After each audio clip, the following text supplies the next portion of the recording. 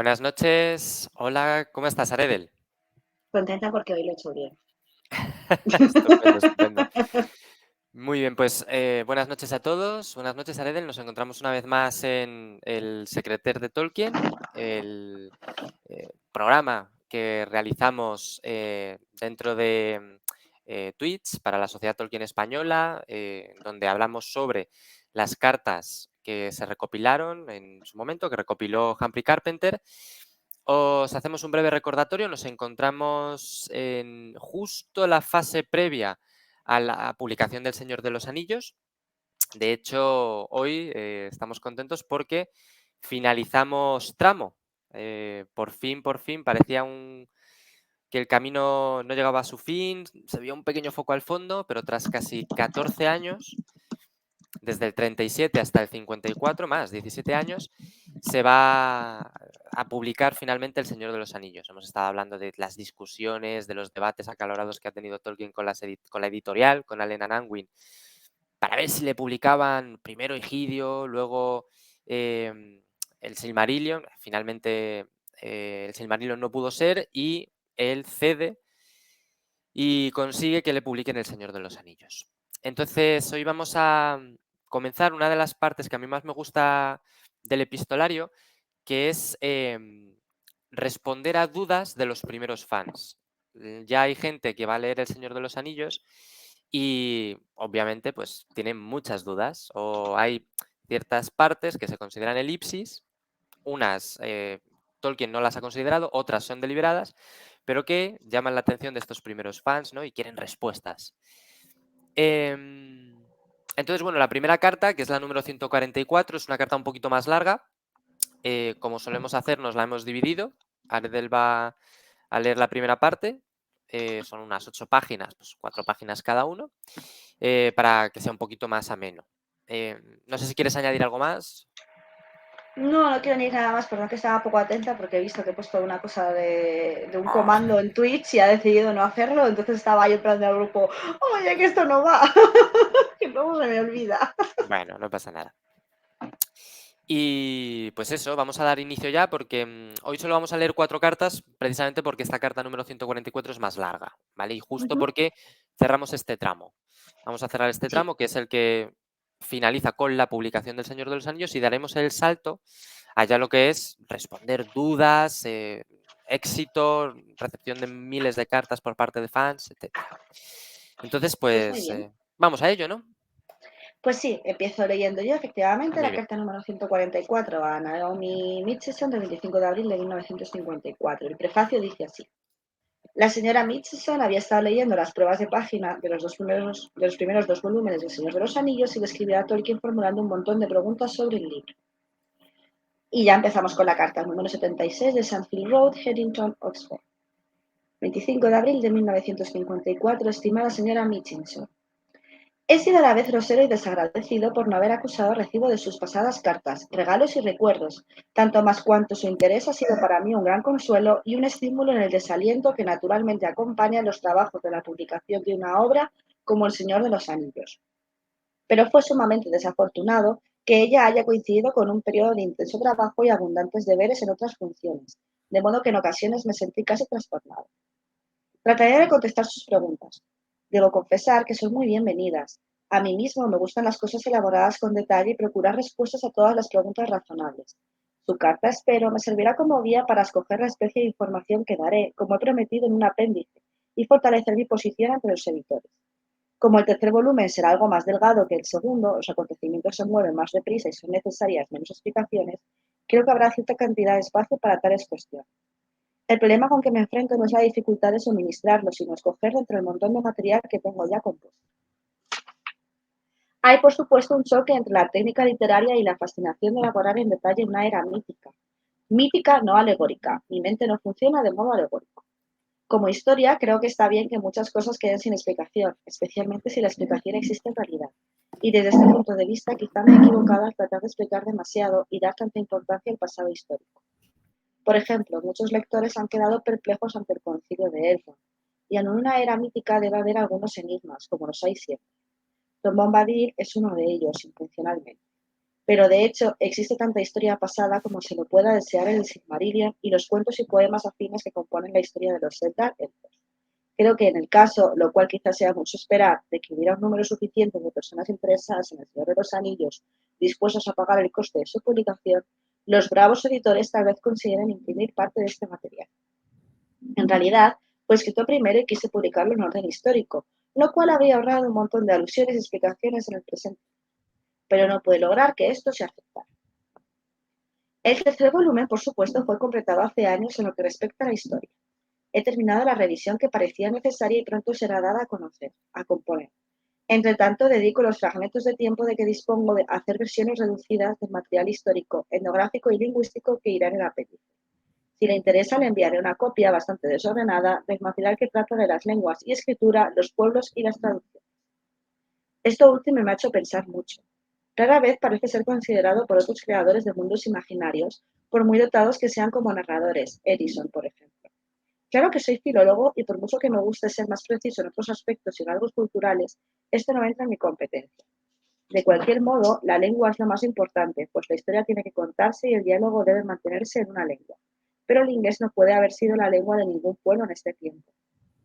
Lo que de hecho hice en realidad fue que el western o lengua común, ampliamente difundido en la tercera edad, coincidiera con el inglés, y traducirlo todo con inclusión de los nombres tales como la comarca que estaban en western a términos ingleses, con alguna diferenciación de estilo para representar las diferencias dialectales. Las lenguas totalmente ajenas a la lengua común no han sido tocadas. Algunos pocos fragmentos en la lengua negra de Mordor y unos pocos nombres y un grito de guerra en la lengua de los enanos, estas son casi exclusivamente élficas en Dani. Sin embargo, las lenguas relacionadas con el western planteaban un problema esencial. Las convertía en formas de lenguaje relacionadas con el inglés. Como los rohirrim se representan como recién llegados del norte y emplean una lengua humana arcaica relativamente intacta por la influencia del Eldari, he dado a sus nombres formas semejantes pero no idénticas a las del inglés antiguo. La lengua del valle o el valle largo, si apareciera, sería representada por una forma de carácter más o menos escandinavo, pero solo está representada por unos pocos nombres, especialmente los de los enanos que vienen desde esa región. Estos son todos nombres de enanos en noruego antiguo. Los enanos se representan como un pueblo que mantiene más o menos secreta su propia lengua nativa y que para todo otro fin exterior emplea la lengua del pueblo cerca del cual viven.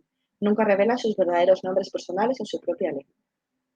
Se supone que el western o lengua común deriva de la lengua humana adunaica de los numenoreanos, que se expandía desde los reinos numenoreanos durante los días de los reyes y especialmente desde Gondor, donde se sigue hablando un estilo más noble y algo más antiguo, un estilo también adoptado por los elfos cuando emplean esta lengua. Pero todos los nombres de Gondor, con excepción de unos pocos de origen supuestamente prehistórico, tienen forma élfica, pues la nobleza numenoreana todavía empleaba la lengua élfica o era capaz de hacerlo. Esto era consecuencia de que habían sido aliados de los elfos durante la Primera Edad y por esa razón se les había otorgado la isla Atlantis de Númenor. En este libro aparecen dos de las lenguas élficas. Tienen cierto matiz de existencia, pues las he compuesto con algo de integridad, como también su historia y su parentesco. Se ha intentado a. Que su estilo y su estructura, no su detalle, fueran decididamente europeos, y b. Que fueran especialmente agradables. Lo primero no es difícil de lograr, pero lo último es más difícil, pues las predilecciones personales de los distintos individuos, especialmente en cuanto se refiere a la estructura fonética de las lenguas, varían ampliamente, aun cuando estén modificadas por las lenguas impuestas con inclusión de la llamada lengua nativa. Por tanto, me he complacido a mí mismo. La lengua arcaica del folclore tiene la intención de ser una especie de latín élfico y transcribiéndolo en una ortografía estrechamente semejante a la del latín. Excepto que la Y solo se utiliza como consonante, como la Y en el latín yes o del español yo. La similitud con el latín ha sido incrementada ocularmente. En realidad, podría decirse que sobre la base del latín se la ha compuesto con otros dos ingredientes principales que me producen placer fonoestético, el finlandés y el griego. Sin embargo, es menos consonática que cualquiera de las tres. Esta lengua es el alto élfico o en sus propios términos el quenya élfico. La lengua viva de los elfos occidentales, Sindarin o élfico gris, es la que se encuentra habitualmente, en especial en los hombres. Esta deriva de un origen que les es común a ella y al quenya, pero los cambios han sido inventados deliberadamente para darle un carácter lingüístico muy semejante, aunque no idéntico, al británico galés, porque encuentro ese carácter muy atractivo en algunos centros lingüísticos y porque parece adecuarse al tipo de leyendas e historias más bien célticas que cuentan sus hablantes. Elfos es una traducción quizá no muy adecuada, pero originalmente lo bastante satisfactoria de Quenya.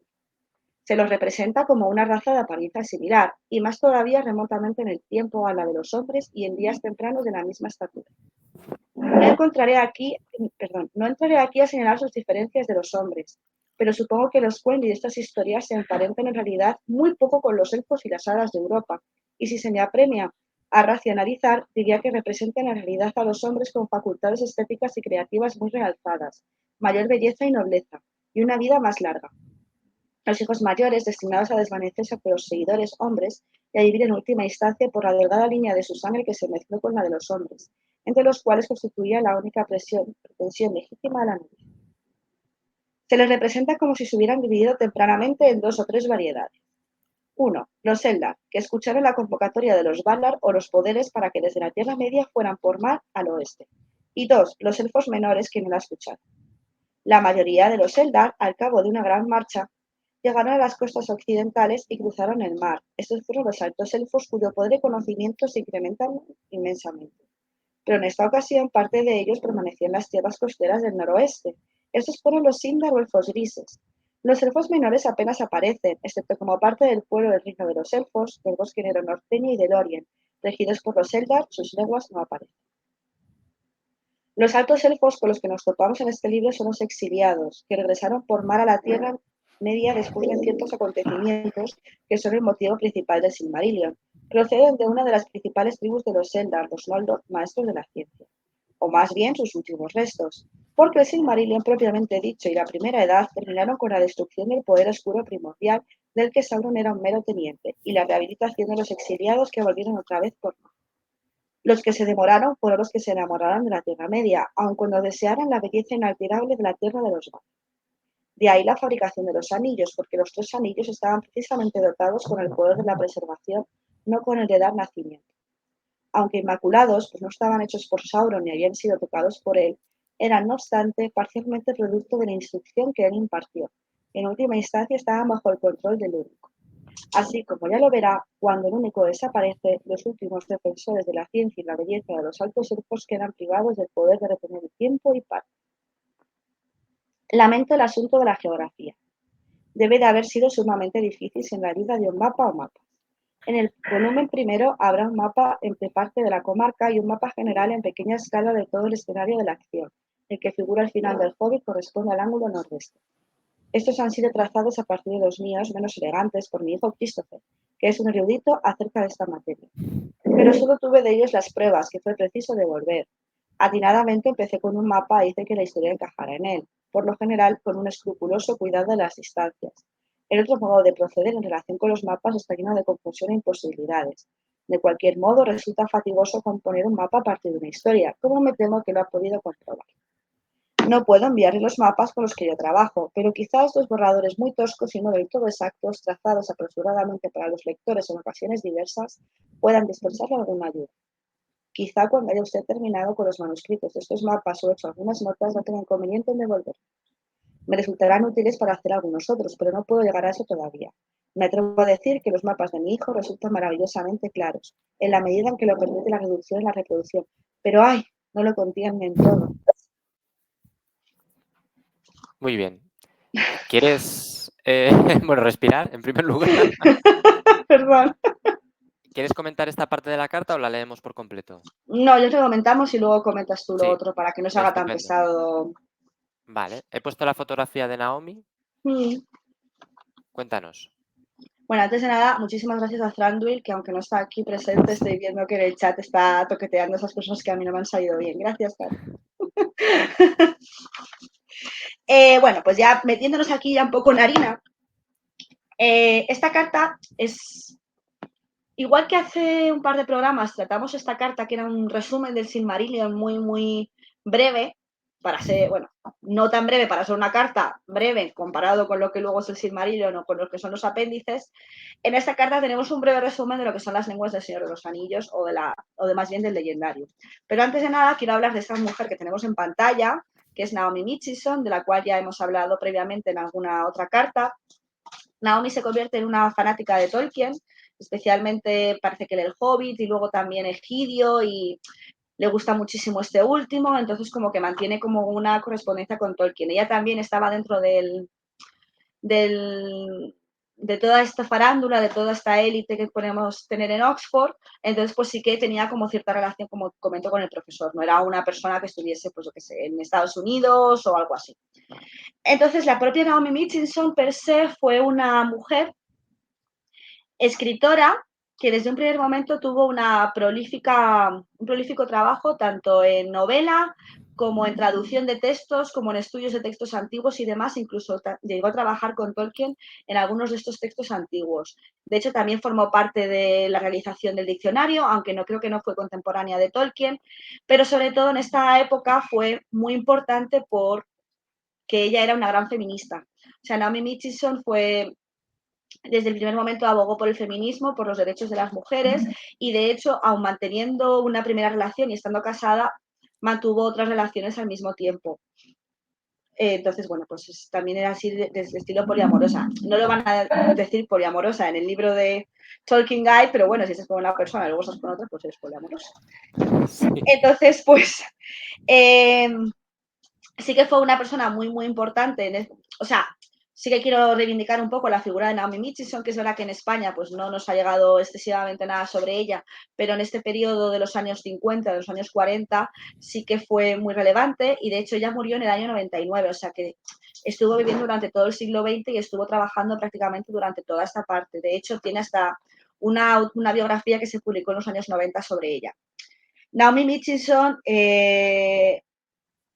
por esto se convierte en ser una de las primeras lectoras del Señor de los Anillos. En las próximas cartas vamos a hablar de ella, entonces no voy a decir cuál es lo principal que hace en torno al Señor de los Anillos, os esperáis un ratito, pero sí decir que a lo largo de los años parece que va perdiendo cada vez más interés ella misma en la obra del Señor de los Anillos, va a considerar que una vez que se publique El Retorno del Rey, va a decir más adelante que parece que las obras van perdiendo calidad, como que la Comunidad del Anillo está muy bien, pero posteriormente va perdiendo cada vez más calidad y van siendo cada vez más enrevesadas. Y de hecho se hará una crítica a finales de los años 70 sobre el Silmarillion, en la cual simplemente dirá que es simplistic. Que en inglés es simplistic, que vendría a ser como que es algo bastante simple. Pero bueno, igualmente, aunque le guste menos Tolkien y acabe siendo menos fanática, pues creo que igualmente es importante reivindicar la figura de Naomi y como mujer feminista en un momento complicado y una de las pioneras que nos ha permitido, o me ha permitido a mí poder estar aquí. Entonces, pues gracias, sí. Naomi. Vale, y ya después de mi speech feminista, que es muy bienvenido. Voy a hablar de la carta. Que ya te iba a decir, ahora te toca. No, no. No, voy a hablar de la carta. Bueno, a ver, empezamos con esta idea de los apéndices que ya vimos en el episodio anterior. Ya está, esto es un hecho. El Señor de los Anillos, el retorno, bueno, ahora no se llama el Retorno del Rey, todavía no estábamos con los nombres, si os acordáis, estábamos ahí un poco entre dudas, pero lo que luego va a ser el Retorno del Rey es una obra más corta, entonces se va a rellenar con unos apéndices. Es lo que le ofrecen a Tolkien. Oye, mira, no te voy a publicar el Silmarillion, pero si quieres publicar unos textos que sean complementarios desde el punto de vista de lenguas, de razas, de historias que no has podido meter aquí, las vas a poder añadir en lo que normalmente conocemos como los apéndices. Entonces aquí pues ya sí que empieza lo sigue considerando un hecho y es verdad que posteriormente pues va a ser un hecho. Vuelve a repetirnos, oye, yo quería publicar el Silmarillion pero no ha podido ser, esa espinita la va a tener clavada toda su vida. Y una vez más, me encanta la frase de no alegórica, mi mente no funciona en modo alegórico. Otro de los temas que ya no voy a entrar en la alegoría en la obra de Tolkien, creo que ya lo hemos hablado en numerosas ocasiones. Tenemos cartas muy centradas en lo que Tolkien considera alegoría, si es alegoría, no alegoría, pero una nueva referencia más a que Tolkien no es alegórico y no contempla la alegoría. Siempre lo comentamos, este prólogo que va a hacer sobre la alegoría que luego posteriormente se publicará. Bueno, y ya entrando en harina sobre las lenguas, creo que, no sé si es porque ya he leído mucho sobre las lenguas de Tolkien, pero me parece que lo explica de un método un poco enrevesado, o sea, como que está intentando explicar algo él, pero quizá por las prisas y tal, creo que como que lo mezcla un poco, o en que incluso creo que es más complejo aún porque esta gente no se ha leído el Silmarillion, no se ha leído bien el Señor de los Anillos, o sea, le está diciendo muchísimos nombres de cosas que esta chica no sabe casi ni dónde está la comarca, no tiene un mapa. Eso es. Viene de Entonces, leer El pues, Hobbit. yo me pongo en los zapatos de Naomi y digo, jolín, o sea, seguro que le encantó y le hizo muchísima ilusión porque ella era una gran fan, como ya hemos comentado, pero sí, esta carta tuvo que ser para ir desgranando poco a poco. Sin embargo, ahora con el conocimiento que tenemos ya del Legendarium, pues es una bonita introducción a lo que son las lenguas para Tolkien, en el sentido de cuáles son las lenguas que podemos encontrar en el Señor de los Anillos. Por un lado, tenemos la lengua común, ¿no? O sea, él considera que lo más fácil para él es que haya una lengua común, que sea la que hablan prácticamente todos los personajes que vamos a tener en el Señor de los Anillos, que vendrían a ser la compañía. Entonces, la comarca va a hablar esta lengua común western, al igual que Gondor, al igual que Rohan, o sea, todas aquellas pueblos que se consideran humanos van a hablar esta lengua común, que a su vez desciende del adunaico, que es la lengua que hablaban en Númenor. Esto nos indica que Númenor, aunque lo hemos visto anteriormente, la isla de Númenor lo que va a hacer es conquistar o colonizar la Tierra Media, fundando el reino de Gondor, fundando tal, y entonces gracias a ello la lengua se va a ir expandiendo. Esto vendría a ser pues como el inglés, o sea, él utiliza el inglés como el claro ejemplo. No puedo meter el inglés porque no me viene bien, pero no se nos olvide que Tolkien utiliza la subcreación. Uno de los modos de la subcreación son las lenguas. Entonces él subcrea una lengua que va a ser igual que el inglés, pero dándole un nombre distinto. Y esto también nos lo indica con la lengua de los Rohirrim. Lo he comentado alguna vez, pero por si acaso a la gente se lo ha olvidado, el inglés antiguo es el anglosajón. Siempre se ha comentado que Rohan vendría a ser como una recreación de la Inglaterra anglosajona y él mismo te lo mantiene diciendo que, oye, que sí, que he utilizado para los Rohirrim el inglés antiguo. Y creo que el claro ejemplo sería el mismo nombre de Eowyn. Eowyn viene a ser en anglosajón de la dama de los caballos. Caballos. Entonces, bueno, tenemos ahí un ejemplo, que esto no es una alegoría, esto es simplemente, oye, esto es así y ya está. Y de hecho es tan simple también para él no utilizar una lengua enana, porque ¿para qué va a crear una lengua enana? Oye, pues no, es que los enanos tienen su lengua especial y entonces como tienen su lengua especial utilizan la de la gente que tienen alrededor. Y eso es una solución literaria fantástica, porque así le creas una riqueza a los personajes enanos diciendo que tienen ellos, pero a la vez te viene muy bien para la narrativa, porque todos te van a hablar en la misma lengua. Continuando ya con los personajes con las lenguas élficas, esto pues vuelve a ser esta historia que ya no sabemos. Los elfos nacen, aparecen en Cuivienen, de Cuivienen tienen la llamada desde Valinor, que le dicen los Valar, venid aquí, venid a esta tierra que hemos creado para vosotros. Entonces, parte de esos elfos van y parte de estos elfos deciden quedarse en la Tierra Media. Y parte de estos elfos que se van luego vuelven a la Tierra Media. Y aquí, más o menos, de forma bastante simple, como él marca aquí, porque no nos vamos a poner ahora a hablar de las divisiones de los elfos, pero vendríamos a tener dos idiomas. El Quenya, que sería como el alto élfico, emulando el latín, y el Sindar, que sería como la lengua más baja, la lengua de ellos, los que se quedaron en la Tierra Media. Y entonces esas serían las dos lenguas más importantes que podremos encontrar. Una de las cosas que más me gusta, que quizá se queda un poco en un segundo plano por todo lo que está hablando de las lenguas, es este párrafo en la cual dice, elfos es una traducción quizá no muy adecuada, pero originalmente lo bastante satisfactoria de Quendi. Se los representa como una raza de apariencia similar a la de los hombres y en días tempranos de la misma estatura. Pero supongo que los Quendi de estas historias se emparentan en realidad muy poco con los elfos y las hadas de Europa. O sea, sigue reivindicando esta diferencia en estos elfos, estas criaturas bajitas, con orejas grandes, que se parecen casi más a los elfos que podemos encontrar en Harry Potter, por hacer un símil ahora más visual, pero como que sigue queriendo marcar la diferencia, porque ya lo vimos en su momento con el Hobbit las interpretaciones que se hacían de algunos elfos, como por ejemplo a mí esa de Thranduil, que todavía recuerdo, que era wow, del rey Thranduil, pues todavía como que los elfos les costaba un poco saber cómo eran. Es verdad que ahora tenemos las películas de Peter Jackson o hemos tenido en los 80 dragones y mazmorras, hemos tenido otros tantos dibujos que más o menos nos han elaborado cómo es un elfo, aunque estos elfos de ahora vengan de estos elfos de Tolkien. Pero en los años 50 no estaba tan visualizado como sería un elfo. Entonces me gusta que Tolkien siga insistiendo en la humanización de esos personajes. Y ya pues para terminar mi parte y no enrollarme más tiempo, que al final me estoy enrollando como si lo vieran mañana, los mapas. Bueno, los mapas, ya hemos hablado de los mapas los hace Christopher, no están hechos, ya está. Ya está. No, no te preocupes, está muy bien. Es importante recordar que lo que tú señalabas, que al final nosotros ya estamos muy imbuidos por el imaginario popular, colectivo, sabemos o intuimos cómo son los elfos porque los hemos visto en mil y un sitios, pero entonces, en 1950, solo tenías lo que podías haber visto a través de ilustradores y ellos lo que hacían eran elfos más del estilo victoriano o isabelino, más parecidos a hadas. Entonces Tolkien aquí lo que hace es señalar, no, mira, son como humanos prácticamente, pero mejores. Así que sí, que está muy, muy bien y es muy útil. Vale, pues damos paso a la siguiente parte.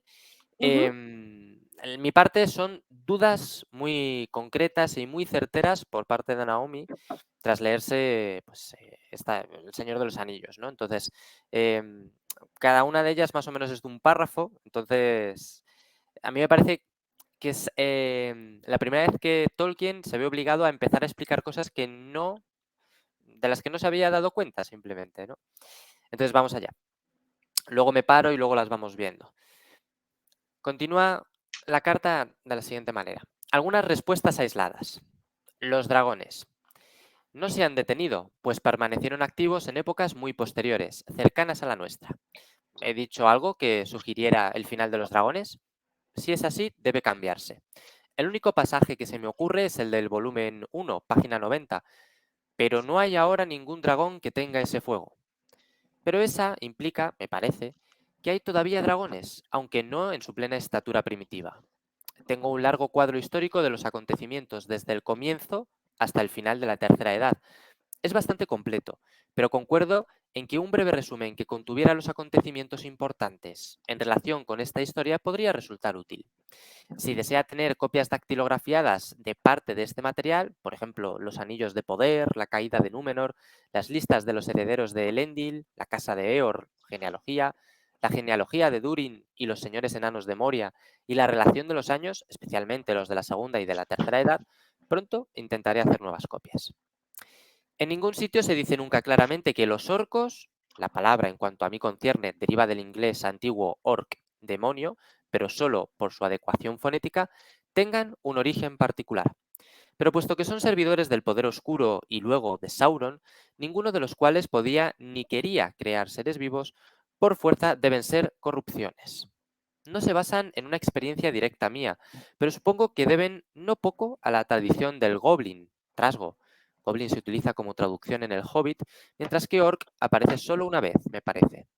Especialmente tal como se da en George MacDonald, salvo en los de los pies ligeros, en los cuales nunca creí. El nombre tiene la forma orc, plural irk, en Sindarin y uruk, en lengua negra. La lengua negra se utilizaba solo en Mordor. Aparece únicamente en la inscripción del anillo, en una frase pronunciada por los orcos de Barad-dûr, volumen 2, página 55, y en la palabra Nazgûl, comparar con Nazg en la inscripción del anillo.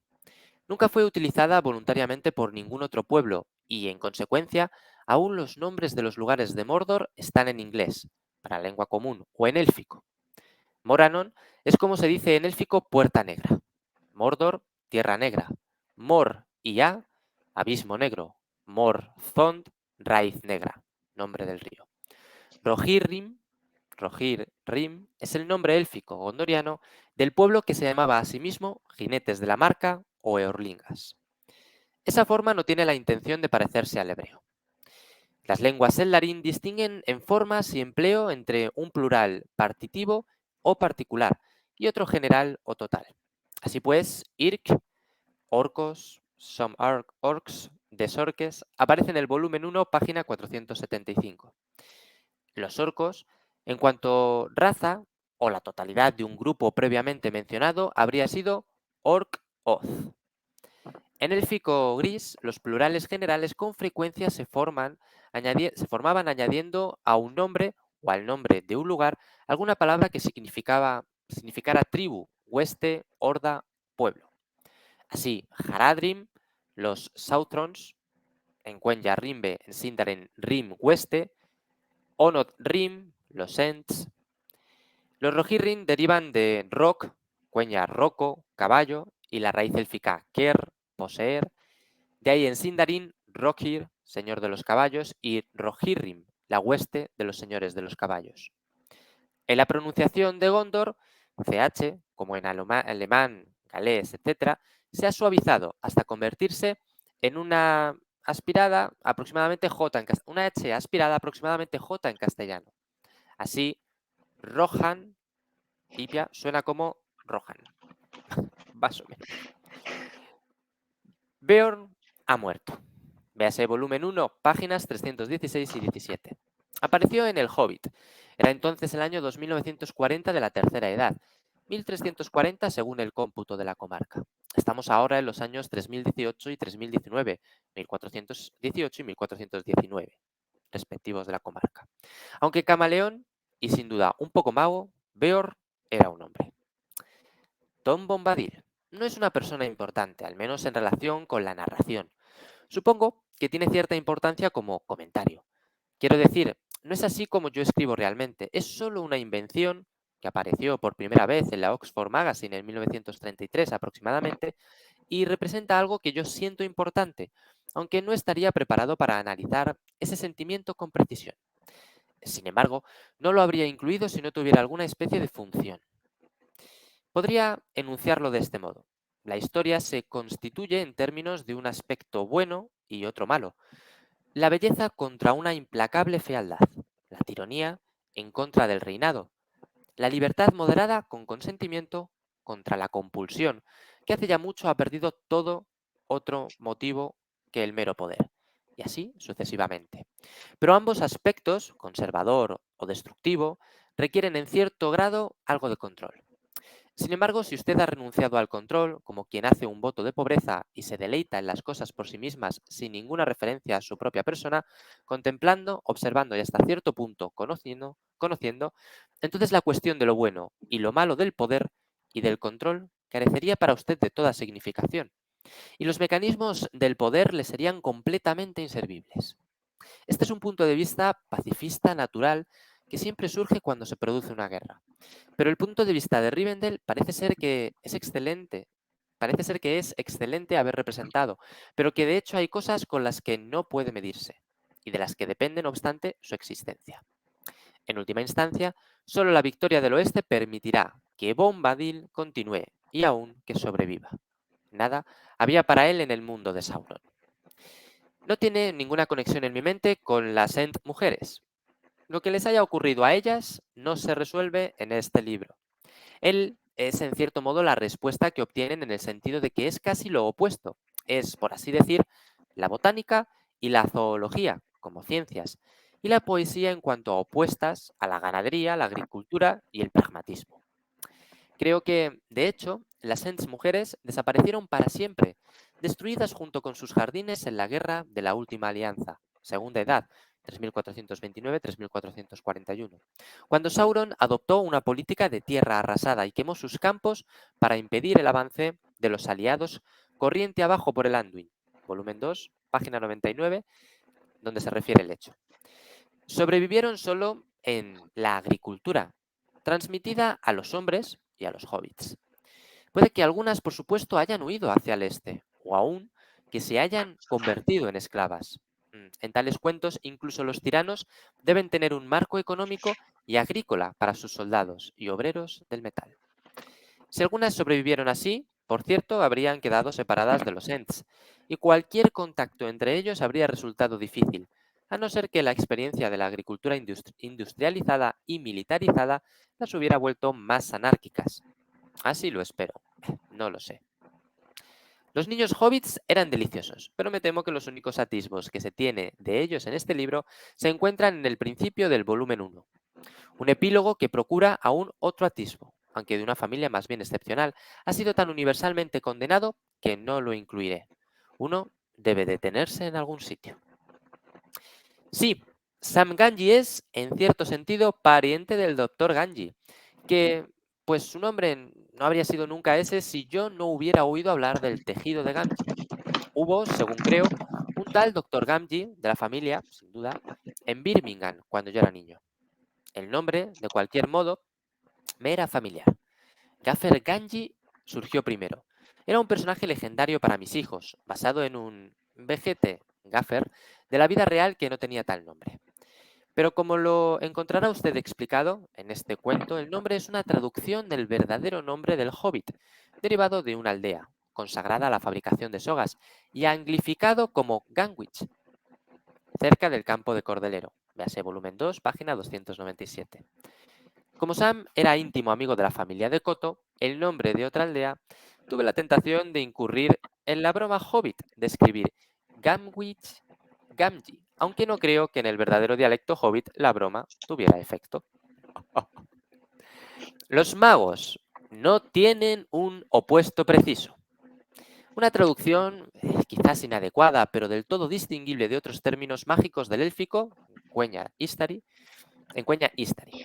Su origen era conocido solo por pocos, como Elrond y Galadriel, en la Tercera Edad. Se dice que aparecieron por primera vez aproximadamente en el año 1000 de la Tercera Edad, cuando la sombra de Sauron empezó a crecer otra vez, asumiendo una nueva forma. Siempre tuvieron apariencia de viejos, pero fueron envejeciendo más, todavía lentamente, con sus trabajos y desaparecieron con el final de los anillos. Se los creía emisarios, en los términos de esta historia del lejano oeste más allá del mar, y su función, mantenida por Gandalf y pervertida por Saruman, consistía en alentar y lograr que se manifestaran los poderes nativos de los enemigos de Sauron. El opuesto de Gandalf era con precisión Sauron, en un aspecto de sus operaciones, como Aragorn lo era en otro. El Balrog es un sobreviviente del Silmarillion y las leyendas de la Primera Edad. También lo es Ella la Araña. Los Balrogs, cuyas armas principales eran los látigos, eran espíritus primordiales del fuego destructor, importantes servidores del poder oscuro primordial de la Primera Edad. Supuestamente, habían sido todos destruidos en el derrumbe de Zangorodrim, su fortaleza en el norte. Pero se comprueba aquí, hay siempre una especie de resaca, especialmente dejada por el mal desde una edad a la otra, que uno de ellos había escapado y se había refugiado bajo las montañas de Gizaeglin, las montañas nubladas. Puede observarse que solo los elfos saben lo que es la criatura, e indudablemente Gandalf. Shelob, forma inglesa que representa la lengua común Shelob, araña de sexo femenino. Es una traducción del élfico Ungol, araña. Se la representa en el volumen 2 como descendiente de las arañas gigantes de las ollas de Nandungorthin, que intervienen en las leyendas de la Primera Edad, especialmente en las principales, como el cuento de Beren y Lúthien. Hay constantes referencias a esto, pues, como lo señala Sam, esta historia es, en cierto sentido, una continuación. Elrond y su hija Arwen Undomiel, que se parece mucho a Lúthien tanto en aspecto como en destino, son descendientes de Beren y Lúthien, y también lo es Aragorn, con varios intervalos de parentesco. Las mismas arañas gigantes eran solo vástagos de Ungoliante, la primitiva devoradora de la luz, que en forma de araña fue asistente del poder oscuro, aunque se peleó luego con él. No hay, pues, alianza entre Shelob y Sauron, el representante del poder oscuro, solo un odio común. Galadriel tiene la misma edad, o más todavía que Shelob, la última de los grandes entre los altos elfos, y despertó en Eldamar, más allá del mar, mucho antes que Ungoliante llegara a la Tierra Media, y diera allí origen a sus vástagos. Bueno, después de un largo silencio, ha estimulado usted una réplica bastante larga. No demasiado, espero, ante interés tan agradable y alentador. Estoy profundamente agradecido por ello y espero que todos los que se encuentran en Carradal acepten mi agradecimiento. Tuyo, sinceramente, J.R.R. Tolkien. Vale, pues aquí finaliza la carta. En primer lugar, recomiendo a todo el mundo leerla porque, claro, al final él añade muchas raíces y muchas composiciones de palabras y es complicado leer, así que pido disculpas de antemano. Complicado para mí. Arede lo hace muy bien. Entonces, yo lo que recomiendo es que la gente la lea para que tenga más sentido, ¿no? Bueno, como vemos, son dudas muy concretas, dudas que le han surgido a Naomi tras leer El Señor de los Anillos. La primera de ellas es los dragones. ¿Dónde están los dragones? En el Hobbit teníamos a Smaug, pero ¿y ahora? Y entonces ella da por sentado que los dragones han desaparecido. Tolkien le saca del error, no han desaparecido. Yo no he dicho nada ni remotamente parecido y si es así hay que corregirlo. Los dragones siguen existiendo, lo que pasa es que ya no son tan poderosos como lo eran en edades anteriores. Luego pasa a los orcos. Pregunta un poco si la traducción de orco, tened en cuenta que en el Hobbit siempre se habla en términos de trasgos, él señala que solo en una ocasión se dice la palabra orco, mientras que en El Señor de los Anillos se cambia y continuamente se refiere a los guerreros de Sauron como orcos, ¿no? Entonces ella pregunta un poco por esta diferencia y de dónde proviene la palabra orco. Y él, pues bueno, explica un poco cuál es la etimología, que viene del inglés antiguo orc, que significa demonio, pero luego además pues tiene distintas connotaciones en función de sus lenguas. Y hace un recordatorio en el que pues, los más avispados se habrán dado cuenta, Uruk es orco también, salvo que es en lengua oscura, en lengua negra. Uruk-hai sería el pueblo de los orcos, ¿no? Esto es importante también subrayarlo porque cuando la gente ve las películas, en ocasiones piensa que son criaturas distintas, pero realmente son orcos todo, ¿vale? Es lo mismo. Pregunta por Beor, esto me parece a mí muy, muy dulce por parte de Naomi, ¿no? Es como, vengo de leer El Hobbit, el personaje de Beor me parece muy molón y es tierno que pregunte por ello, ¿no? Y le dice Tolkien, no, Beor ha muerto, porque al fin y al cabo era un hombre. Tenía pues la particularidad o la cualidad de poder transformarse en un oso, vivía con la naturaleza, ¿no? En comunión con la naturaleza, pero no dejaba de serlo, así que ha muerto. Ojo. Tom Bombadil. Aquí hay una cosa muy interesante que he leído al principio, sobre Tom Bombadil. Al principio de la carta, Tolkien dice, y aún en una era mítica debe haber algunos enigmas, como los hay siempre. Tom Bombadil es uno de ellos, intencionalmente. Si leemos objetivamente El Señor de los Anillos, no sé qué te parecerá a ti, Aredel, Tom Bombadil es algo que no congenia en nada. A día de hoy, creo que sería lo típico que la editorial te eliminaría. O sea, estamos escribiendo un libro muy voluminoso además para la época, y tienes un par de capítulos sobre un personaje que subvierte por completo el poder del anillo. Al principio nos cuentas que el anillo es el del Señor Oscuro, es peligrosísimo, que hay que ir a destruirlo, para pasar al capítulo de Tom Bombadil y después el de los túmulos, el de los tumularios, en donde este personaje recoge el poder del anillo tan peligroso y lo subvierte por completo. Hasta en 3 veces. Yo creo que lo hemos comentado en alguna ocasión. El Tom Bombadil, para no alargarme mucho, primero se pone el anillo y no desaparece. Después, primero le pide a Frodo el anillo y Frodo no tiene reparos en dárselo, que es la única vez en la que Frodo no tiene reparos en entregar el anillo. Después se lo pone y no desaparece y finalmente hace una especie de truco de prestidigitación y hace desaparecer el anillo. A lo que Frodo pues se asusta, ¿no? Entonces, es algo como que súper extraño, ¿no? Y yo creo que a día de hoy le habrían dicho, mira, elimina esta parte que no... Él mismo reconoce, dice que es intencional, que no aporta demasiado, pero que pues, le sirve un poco para explicar, y aquí habla un poco del recurso a nivel narrativo que puede tener Tom Bombadil para explicar la dualidad que tiene la obra, en donde hay cosas buenas y cosas malas, en muchos sentidos. No en Yo no veo esa dualidad. Puede ser una idea que en su cabeza sonaba muy bien, pero a mí me parece más dualidad, pues cosas como en otros momentos del bien que puede haber en la comunidad, de Sí. esta que pues habla varias veces de perdonar a la gente y de dar las oportunidades, ahí puedo ver el bien. Pero yo Eso aquí es. la verdad es que Tom Bombadil me cuesta para la época, ahora mismo costaría, como tú bien dices, más. O sea, Tom Bombadil completamente. debería ir dividido a los apéndices, no sé. Totalmente. Y efectivamente, yo creo que hay ejemplos de esa dualidad mejores.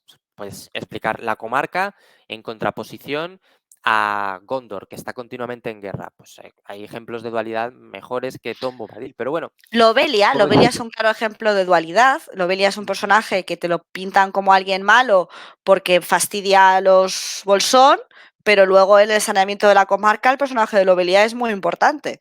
sí, totalmente. Bueno, para seguir continuando, nos habla también sobre las Ent mujeres. Sabemos que es un misterio dónde fueron las Ent mujeres y él en esta carta divaga un poco sobre el destino de las Ent mujeres. De hecho, tiene una nota, la 289, al final de esta carta, en donde reconoce que lo más probable es que todas las Ent mujeres o todos los jardines de las Ent mujeres hayan sido devastados. Dice que los hombres llaman ahora a esa región las tierras pardas. Para que la gente lo ubique, en el mapa de la Tierra Media, las tierras pardas están bajo el bosque negro y justo encima de las Seminmuil, ¿vale? De las cordilleras de la Seminmuil. Entonces, esa región es donde Tolkien considera que pueden haber ido las Ent mujeres, pero que terminaron desapareciendo o que se convirtieron de alguna manera en la agricultura. Ahí es Tolkien un poco divagando, yo creo, ¿no? Pero es interesante. Luego habla sobre Sam. Ay, mira, he preparado esto. Claro, a ver, un segundito. Vamos allá. ¿De qué me está hablando Tolkien cuando nos habla del nombre de Sam Gamgee? Vamos allá. ¡Chin, chin! Él dice, Sam Gamgee es en cierto modo pariente del doctor Gamgee, pues su nombre no habría sido nunca ese si yo no hubiera oído hablar del tejido de Gamgee, o realmente se refiere a el apósito de Gamgee. Y es que el doctor Joseph Sam Gamgee, era un reputado y muy conocido cirujano que había en Birmingham durante la época, ¿vale? Fue pionero en muchos campos de la cirugía, pero concretamente fue el inventor de la gasa, dice un poco aquí el apósito quirúrgico absorbente de gasa y algodón. Básicamente lo que se utiliza en las operaciones para evitar las hemorragias, ¿no? Entonces, debía salir en muchos periódicos y Tolkien recoge el nombre de ahí. He puesto la fotografía porque esto supongo que se comercializaría en algún momento, estos apósitos Gamgee, y bueno, me ha hecho mucha gracia. No es Yo la única... Sí, aprovecho para hacer en el capítulo de la maleta de Tolkien que dedicamos a Birmingham, hablamos hablas tú. largo y tendido de Gamgee. Ah, estupendo. Así que os recomiendo que lo busquéis aquí en YouTube y os veáis ese capítulo que hablamos, entre otras cosas, de Birmingham, de cómo pudieron afectar o influir a la obra de Tolkien. Gamgee, pues obviamente fue una de ellas. Eso es. Sí, porque luego dice que no es exclusivamente en honor al doctor, sino también a una serie de regiones. Y entonces él empieza ya aquí Efectivamente, sí.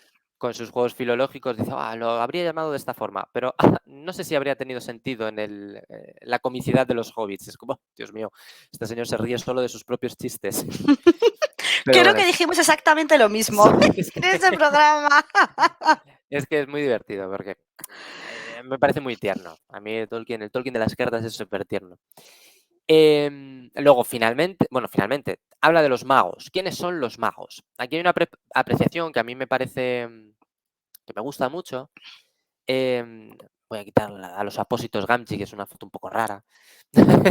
¿Vale? Y dice sobre los magos que son siempre viejos. Esto es importante y no me gustaría señalar a nadie, serie Anillos de Poder de Amazon Prime, que nunca han sido jóvenes del todo, siempre han sido viejos. Lo que ocurre es que debido a sus cargas envejecen más, simplemente, pero él ya dice que todos han sido siempre ancianos. Eso de que haya un mago con barba marrón y 40 años, pues no tiene mucho sentido, no tiene mucha cabida. También habla sobre los Balrogs, nos señala pues de dónde vienen. Claro, tened en cuenta, una vez más, que nadie ha leído el Silmarillion. Los Balrogs es la primera vez que aparece Y es lógico que a Naomi le ocurra preguntar, ¿pero esto qué es? ¿De dónde viene esta criatura tan poderosa? Y entonces habla de que en la primera edad pues había un montón de Balrogs que utilizaban el látigo como arma primordial. Al final el látigo es un arma de castigo, ¿no? Pues, para esclavizar. Entonces es complicado porque tampoco da muchas pistas sobre cómo es o qué es el Balrog, solo que había muchos antes que parecía que fueron derrotados con la caída de Zangorodrim, pero que al menos uno huyó bajo las montañas y ahí se quedó en ese letargo. Y luego también nos habla de Shelob, de ella la araña, de dónde viene el nombre, de dónde viene como vástago de qué criatura es, porque se nombra a un Goliath, y al final de dónde procede todo esto, ¿no? Así que poco más, ¿no? Yo creo que no tenía aquí anotado mucho más, pero en resumen son un montón de dudas que surgen cuando lees El Señor de los Anillos sin haber leído el Silmarillion, porque te hace mención a muchísimas criaturas, muchísimas regiones, muchísimas tramas que no se conocen, ¿no? Al final cuando, aquí hace al final de la carta una comparación entre Aragorn y Arwen y Beren y Lúthien. Pues sí, pero claro, Naomi no sabría ni quién es Beren y Lúthien, solo lo que canta Aragorn en el poema y poquito de Arwen, porque realmente Arwen, recordemos en los libros, aparece muy poco, es un personaje anecdótico. Espero que nadie se me eche encima, pero yo lo consideraría anecdótico. Y poco más, no sé si quieres añadir algo, es una carta No, larga, pero Thranduil nos comenta esto, que antes de leerse el Silmarillion y tal, pensaba que Morgoth era una región. o algo así. Pero eso es una duda súper común, porque yo tenía un colega de instituto que se leyó antes que yo El Señor de los Anillos y siempre lo recordaré porque no se enteró de nada. Ojalá no me vea, se reiría. Me dijo, no, el malo se llama Mordor. El malo se llama Mordor, porque continuamente dicen que es la tierra de Mordor. Cuando yo leí El Señor de los Anillos le dije, no, tío, el malo no se llama Mordor, el malo se llama Sauron. Entonces, un poco en relación a lo que dice Thranduil, claro. Si tú te falta contexto, pues es más complicado confundir, es más sencillo confundirse. Bien, pues esta va a ser la línea del próximo tramo de cartas, no estas tres últimas que vamos a leer, pero el próximo tramo de cartas son todo dudas así. Y Tolkien intentando resolverlas. En ocasiones será más certero, en otras saldrá por la tangente, pero sí, así es. Y pues si quieres damos el salto ya a la siguiente, que si no se nos hace tarde. Sí, que si al final llevamos aquí 8 millones de años. Venga, estas ya son muy cortitas. Voy a ello. Dale. No puedo, ¿eh? O sea, sí así porque no sé qué está haciendo este animal. Es que me está volviendo loca. Voy a la carta número 145, que es una carta a Reiner Anwin del 13 de mayo de 1954. El prefacio dice así. A Tolkien se le había enviado el borrador de la nota de presentación que debía aparecer en la solapa de la sobrecubierta que llevaría la edición americana de Houghton Mifflin Company del Señor de los Anillos. También se le mostró un conjunto de opiniones acerca del libro que Alan Unwin se proponía citar en la sobrecubierta de la edición británica. En estas, C.S. Lewis comparaba el libro favorablemente con Ariosto. Richard Hughes observaba que nada había sido intentado en la misma escala. Desde The Fairy Queenie y Naomi Mitchison calificaba la historia de Tolkien de superciencia ficción. Reiner Unwin notificaba también a Tolkien del nacimiento de su hijo Merlin, nombre que consideraba más adecuado para un niño que Gandalf. La carta dice así. Gracias por enviarme las notas de presentación proyectadas que devuelvo.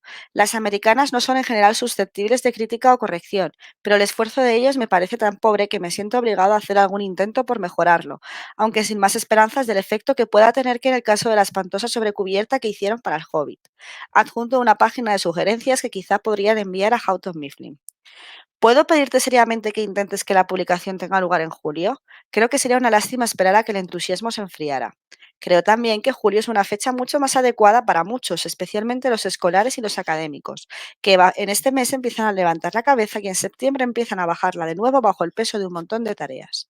pero tengo algunos motivos privados convincentes. Uno de ellos es que me siento particularmente ansioso porque el volumen 1 tenga asistencia pública antes de llegar a Dublín, para recibir el grado de doctor en letras del 20 de julio, para las celebraciones del centenario. Aunque los irlandeses no tienen mucho dinero para libros tan caros, podríais lograr que Dublín adquiriera 1 o 2 ejemplares con motivo de las celebraciones.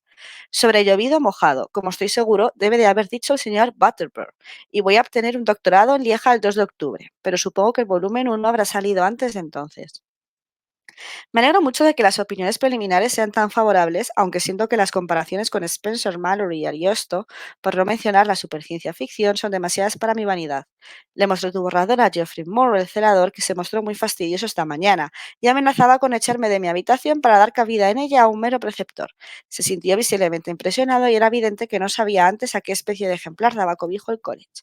Llegó incluso a decir que Amerton parecía estar leyendo bien, aunque dudaba de que alcanzara yo la categoría de Roger Bannister. No obstante, mi estirpe ascendió lo suficiente como para obtener una habitación todavía mejor, aun al precio de rechazar a alguien de tan magnificencia como el administrador. De modo que si tienes otras apreciaciones sobre mi obra que no haya visto, por favor, permíteme que les eche una ojeada. Te prometo no convertirme en un señor Toad. Estoy encantado de enterarme de que todo va bien. Este es el segundo Merlin que conozco. El segundo hijo del profesor Torvill Peters lleva los nombres Merlin Oswald. No se trata de una aproximación anglo-galesa. Creo que Oswald proviene de los padres y de los abuelos.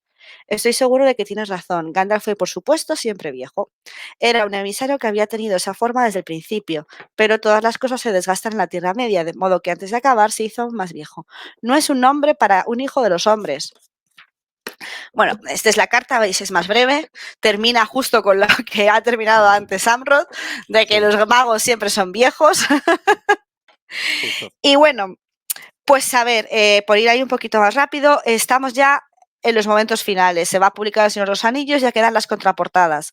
Yo me voy a ceñir a lo que tanto le gusta a los británicos, que es que un montón de personas recomienden la obra. O sea, más que contártela sobre esta de qué va a ir el libro, es no sé quién ha dicho tal, no sé quién ha dicho tal. Entonces, bueno, pues tenemos a 3 personas. C.S. Lewis, en esta persona ya es bastante conocida, es una persona relevante, conoce mucho a Tolkien, y C.S. Lewis lo que va a hacer es compararle con Ariosto. ¿Quién es Ariosto? Ariosto es un escritor del Renacimiento que escribió Orlando Furioso, una de las obras más importantes del Renacimiento, y es con quien le compara. Este Richard Hughes ha salido previamente. Entonces, bueno, pues es un escritor que era amigo de Tolkien y demás, aunque luego en algunas ocasiones fue bastante crítico también con él.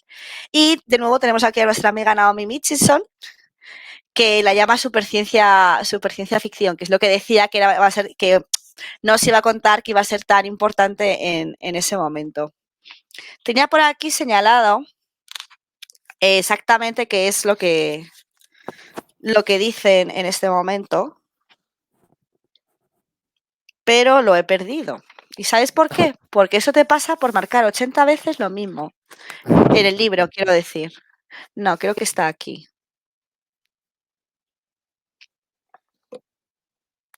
Vale, lo he perdido. Bueno. Perdón. Jolín, si lo tenía apuntado, ahora solamente encuentro cosas de Sir Gawain. Bueno. En No fin. te preocupes. Da igual, era una frase así larga y ya está. Más o menos si venía a decir como que era de una superciencia y hay como todo súper guay, entonces como que Tolkien se quedó un poco en plan de, bueno, quizá no sea para tanto, ¿sabes?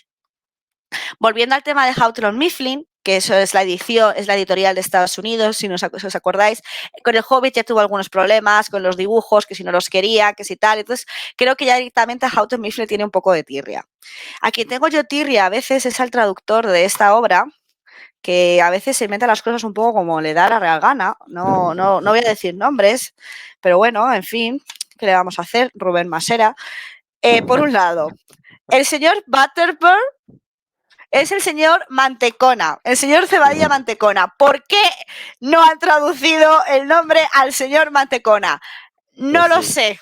Espero, @Minotauro, que lo mejoréis si algún día decidís reeditar las cartas, Revisarla, ¿vale? claro. Eso por un lado. Y por otro lado, había otra cosa de la traducción que he vuelto a perder. Madre mía, ya estoy cansada. Sí, ya. seguir llamando a las cosas americanas. No, son estadounidenses. El castellano y el español tienen una palabra preciosa para llamar a la gente de los Estados Unidos. Estadounidense, deja de llamarles americanos. Por favor, los americanos son los del continente América. Punto. Así es. Esos eran mis dos únicos detalles.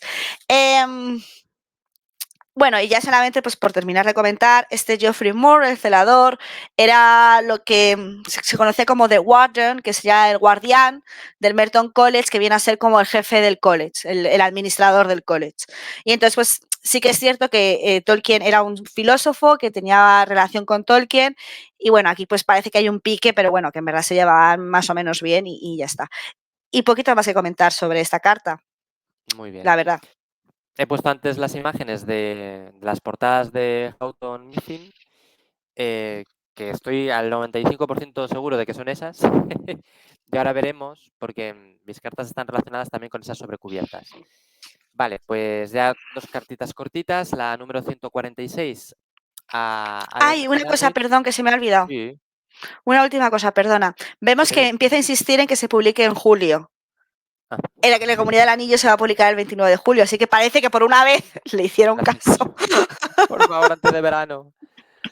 Ya está, es lo único. Muy bien, pues damos paso a la siguiente. 146 de una carta Voy. a Allen Unwin, datada el 3 de junio de 1954. El contador se pone en marcha. El departamento de producción le había pedido a Tolkien la aprobación de la sobrecubierta de El Señor de los Anillos. La contestación. Me gustaría poder decir que apruebo las pruebas de la sobrecubierta que devuelvo junto con esta. No es así. Por cierto, pienso que son muy feas. Pero para ser eficaz, se me tendría que haber dado la oportunidad de ejercer mi juicio crítico en una etapa más temprana. El aspecto de la sobrecubierta me parece ahora de menor importancia que la publicación del libro tan pronto como sea posible. Y si no hubiera tenido nada que ver con ella, me daría igual. Pero como el motivo del anillo evidentemente sigue perteneciéndome, aunque ejecutado con algo más de torpeza, es probable que los pocos que me importan sospechen que yo he planeado todo el conjunto. Ya que me lo preguntan, les diré lo que pienso. Sin gusto y deprimente. Pero sin duda, pedir mi opinión no es más que una formalidad. No creo que ninguna de mis críticas sería recibida sin una grave demora. Preferiría dejar las cosas como están, antes de provocar más retrasos. Sin embargo, si esto se logra sin más dilaciones, me gustaría un tipo diferente para el título cuando menos. En la página y el lomo es pasable. Bueno, al final, por lo visto, pues le piden a Tolkien la opinión, aunque él sabe o él intuye, o no sabemos hasta qué punto es cierto o no, que es un mero formalismo, ¿no? Tienen intención de cambiar la sobrecubierta. Y en cualquier caso, aunque no le gusta nada, él lo que dice es, mira, lo que quiero es que esto se publique ya mismo, llevo 17 años para hacer esto, por favor, publicádmelo ya. Y poco más. Vamos a dar paso a la siguiente carta porque realmente es una continuación de esta, ¿vale? Sería la carta 147 de una carta una vez más a Allen Unwin del 15 de junio de 1954, un par de semanas después. Los editores cambiaron la sobrecubierta del Señor de los Anillos de acuerdo con los comentarios de Tolkien en la carta precedente. Sorpresa. Fue un gran momento el de ayer, cuando recibí el ejemplar que ha de hacerse público de El Señor de los Anillos. El libro resulta muy presentable, por cierto. Me parece que la sobrecubierta ha mejorado mucho, y es más bien sorprendente. Me gusta el papel gris utilizado, y lo prefiero con mucho a los demás colores. Pero los ejemplares de los volúmenes 2 y 3 me hacen evidente algo que no había apreciado del todo con anterioridad, la necesidad de diferenciación. Pues como por economía ha de utilizarse siempre el mismo recurso, se parecen demasiado. Y la elección del color es quizá menos importante que la distinción. ¿Podría quizá lograrse esto mejor variando el color de las letras fundamentales? El título y el autor en rojo, tal vez. A mí mismo no me importa realmente demasiado y lo dejo librado al criterio de ustedes. Aquí termina la carta. Aunque Tolkien es bastante, con perdón, pasivo-agresivo. En la última carta terminan haciendo caso, ¿no? Y cambian esa sobrecubierta. Yo no he conseguido encontrar la sobrecubierta descartada. Y yo deduzco, esto lo hablábamos antes Aredel y yo, que la sobrecubierta de la que habla es la que finalmente sirvió para la publicación. Entonces, voy a poneros la foto, pero aquí no estoy muy seguro de que sea esta, ¿vale? De la que están hablando ahora mismo. Esta es la que yo creo que puede ser, ¿vale? Entonces él habla de hacer una distinción por colores. Aquí primero se ve que The Fellowship of the Ring está en negro, pero luego en The Two Towers sí que lo cambian al rojo, tal y como él pide. Bueno, al final son casi manías, yo creo, pero es importante porque lo bonito es que este es un dibujo propio de Tolkien. El que no lo conozca, aparece dibujado el anillo. Estoy moviendo el ratón, pero no me veis. Ah, sí, sí me lo veis. El anillo único es el grandote, en el centro se encuentra el ojo de Sauron y alrededor están las letras de los anillos. Y enfrentado al anillo único está el anillo rojo de los elfos. Nenya, Uno de los Bilja, elfos. sí, Narya, Ninja es el azul. Bilja, Narya y Nenya. Pues sería Narya, ¿no? Si no me equivoco. Ahora no lo sé. Sí, porque Ninja es el Bueno, azul y Narya es el plateado. vale, pues este es el anillo que lleva Gandalf, ¿vale? Entonces, enlaza muy bien con lo que hablábamos en la carta anterior sobre quién es la oposición de Gandalf. La oposición de Gandalf no es Saruman. Lo opuesto a Gandalf es Sauron, ¿vale? Entonces aquí es el anillo de Gandalf oponiéndose al anillo único. No en poder, obviamente, pero sí como contrarios. Bueno, no como contrarios tampoco, pero bueno, en oposición. Ya me entendéis. Y poco más. No sé si quieres añadir algo. No, la verdad es que no. Creo que ha sido bastante completo el resumen, la verdad. Sí, No. ha quedado bien enlazado además. Jaja, Pues la nada más. anilla. Sí. Ya pasó. Ya está, se acabó. Bueno, pues comentar que vamos a hacer un pequeño parón porque estamos preparando, ya lo tenemos preparadísimo, el programa que vamos a hacer especial en la próxima Estelcon, que se celebra este año. ¿Cuál es? ¿La número 26? 27, 27, 26. y que se celebra este año en Zaragoza. Entonces ha salido recientemente el calendario, nos toca el sábado por la tarde-noche, ¿puede ser? Después de comer, después de comer. Somos los Después de comer. primeros. Intentaremos, en la medida de lo posible, si es posible, y si nos dejan, retransmitirlo a través de Twitch. Y en cualquier caso, volveremos. Este será un programa especial y nosotros volveremos con el programa regular, el habitual, ya pues a partir de enero, seguramente. Y tenemos que ver también si hacemos alguna especial en diciembre para las cartas de Tolkien. No sé si tenéis algo en el calendario de Twitch que quieras sumar. No, estamos justo preparando el tema de Twitch de este mes, o sea, porque justo lo empezamos a preparar ahora. Probablemente tengamos una nueva sección, entonces pues nada, estad atentos, estad atentas a las redes sociales, las voy a poner aquí abajo, ya sabéis, aunque ya la he puesto un par de veces, la hemos puesto en el pero bueno, ya sabéis, pues seguidnos en Twitter para enteraros de todo, porque ya os digo. Y nada, es verdad que en noviembre, pues justo el mes antes de la Astercon, la mayor parte de la gente suele estar centrando en las cosas que llevamos para la Astercon, entonces puede que tenga un poco menos de contenido, pero bueno, si no, igualmente, muchas gracias a todas aquellas personas que nos están viendo en YouTube y podéis seguir viendo todos los vídeos que hemos subido a YouTube, tanto de Twitch, de este programa, como de otros tantos y de otras cosas que hacemos en la ST. Perfecto. Pues nada más. Muchas gracias, Aredel. Un besito. A todos, muchas gracias. Espera, que hay que poner el despedirnos, que lo tenía aquí preparadito. Adiós. Adiós.